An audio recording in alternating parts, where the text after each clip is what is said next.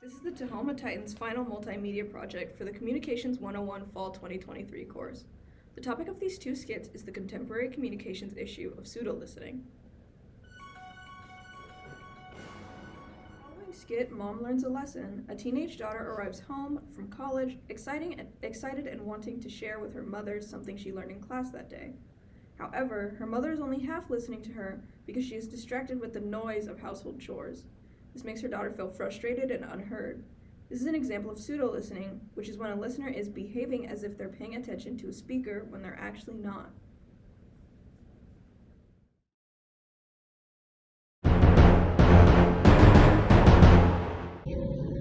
Hey Mom, you'll never believe what we did in biology class today. As soon as we walked into the lab today, a strong smell hit our noses. It smelled just like a corpse. It was so gross. Uh-huh. Oh, yeah. Nice. That's so nice. Turns out it was a frog corpse. I was disgusted. Neat. So then what happened? Meat? Mom, it was so disgusting. Are you even listening to me? Oh, honey, of course I'm listening to you. I'm just multitasking. I have to cook dinner. If I stopped to sit down and give you my full attention every time you talk, I wouldn't get anything done. This house would be a mess and we'd all starve. What do you expect? Do you expect me to look you in the eyes every time you're talking to me? Yeah, I kinda do want you to look at me when you're listening to me. But you do this all the time, Mom. It makes me feel so unheard. Like I don't even want to open up and share with you. Oh, sweetheart, don't be so dramatic. Oh, you know that's not my intention. Believe me, I can hear you when you're talking to me, but I still have to get things done. I've been doing this for years. All moms do it.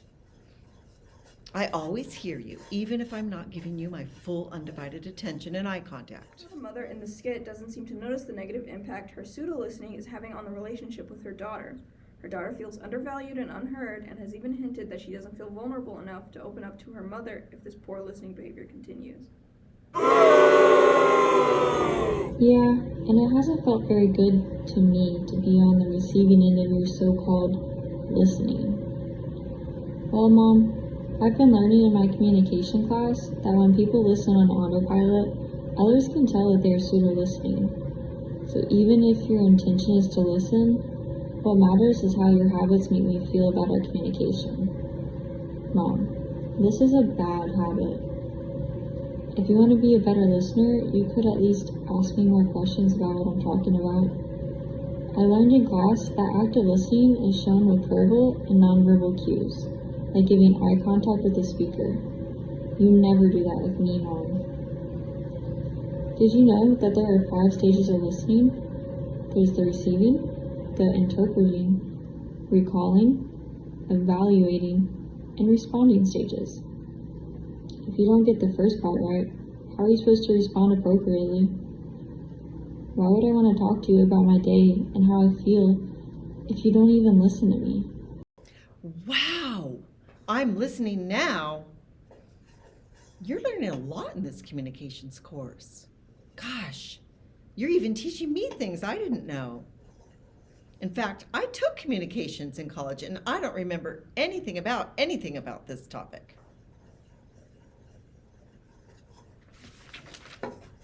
Obviously, I have a lot of work to do to show you that you are important to me and that I do want to hear what you're sharing. Good. Maybe now you'll actually listen to what I talk about. Honey, I promise you, this is an area of our relationship that's really important to me.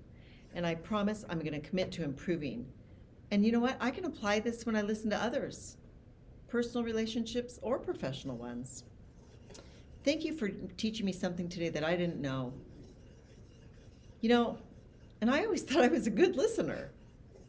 Clearly, this is something that I have to focus on, because now I know how much it can affect my relationship with you and with others.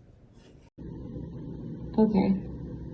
Thanks for being willing to work on your communication skills. It could really improve our relationship. What? Did you say something? Gotcha, just kidding. I'm listening. The daughter in this skit was able to challenge her mother about her negative listening behavior and then share her knowledge about ways to improve it. Luckily, the mother was receptive to this constructive criticism and actually listened to what her daughter was saying and feeling and was committed to making changes to improve their relationship. This is a best case scenario. Sitting on the couch watching a Disney movie as Taylor comes in and starts talking about horror movies and how she wants to go to a themed haunted house. Sam doesn't want to take her attention off of her movie, and Taylor keeps talking.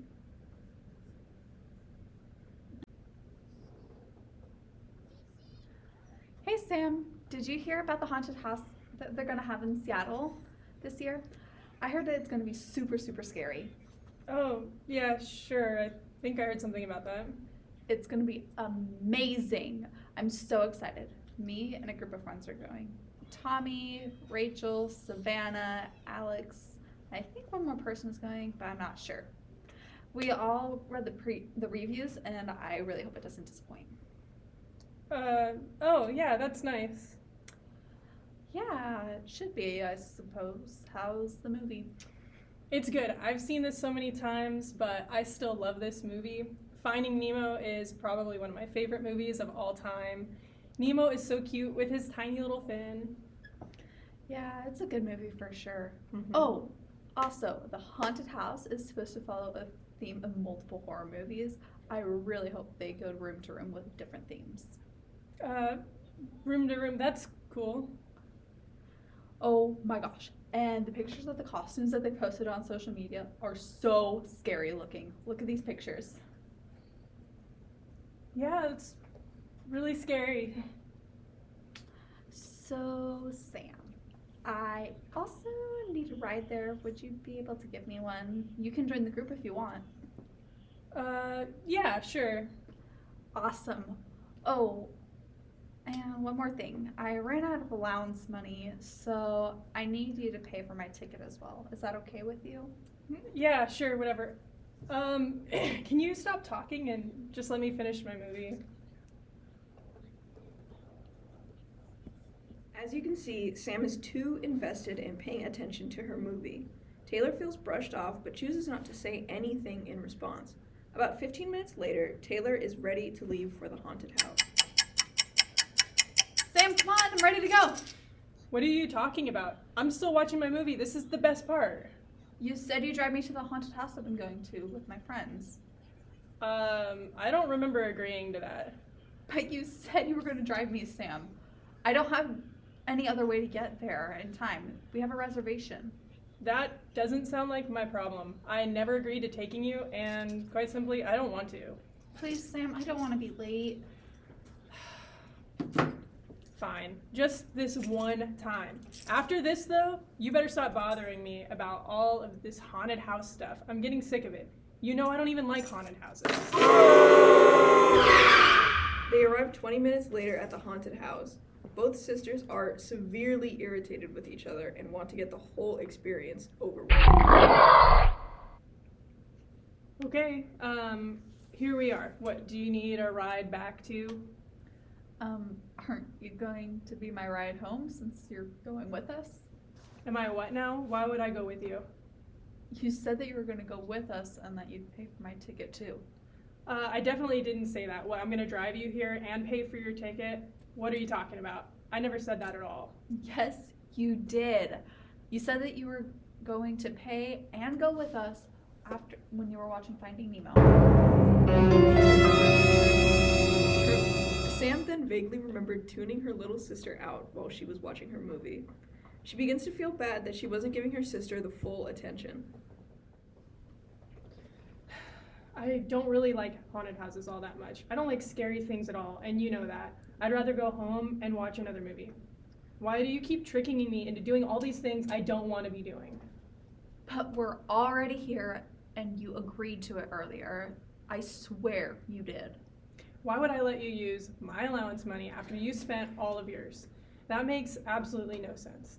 I'm trying to save up for something for myself, and I can't be spending extra money on you doing things that I don't even like doing.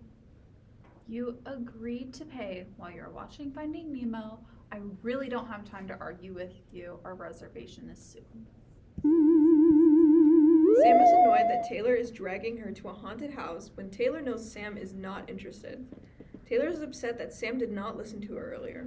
Both aim to win the argument, demonstrating a high concern for self and low concern for the other. This competing style of conflict will lead to future conflict and will negatively affect their relationship. After fighting internally about what to do, Sam comes to a conclusion. Fine. I'll pay for you. I'm sorry. Earlier, when I was watching my movie, I was behaving like I was paying attention to you, but I really wasn't paying attention to what you were saying.